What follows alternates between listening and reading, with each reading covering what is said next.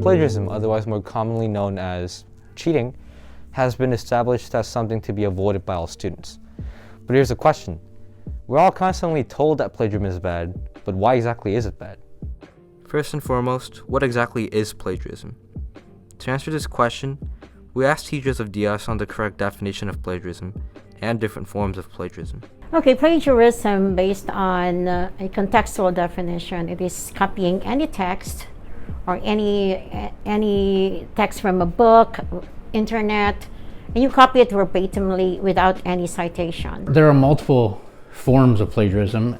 However, the most common forms are complete plagiarism, and that's the most severe, is when you just take someone else's work entirely and you submit it as your own. There's source-based plagiarism, and that is when someone references a source that's incorrect or it doesn't exist. Direct plagiarism happens when someone copies the text of another author, word for word, without the use of quotation marks. Self or auto plagiarism is when you're actually plagiarizing from yourself and you don't quote yourself in a previous work that you've used. And then paraphrasing, and it's the use of someone else's writing with some minor changes in the sentences and then using it again as your own.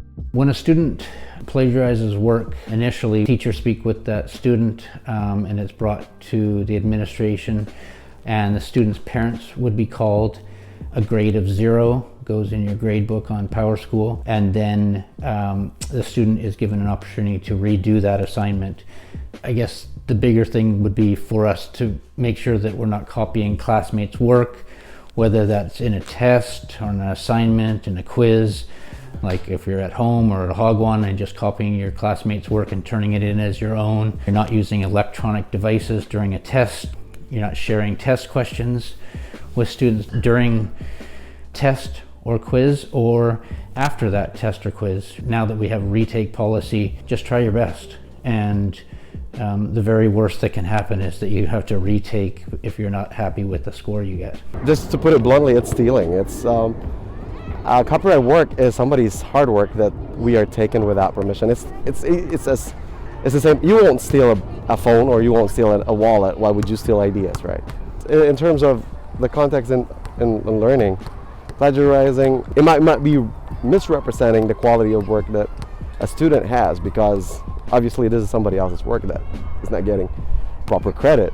We do want to utilize other ideas and add on to it, but I think that the issue of not giving credit, maybe intentional or accidental, is the one that matters, and it becomes an issue. First question is, why plagiarize?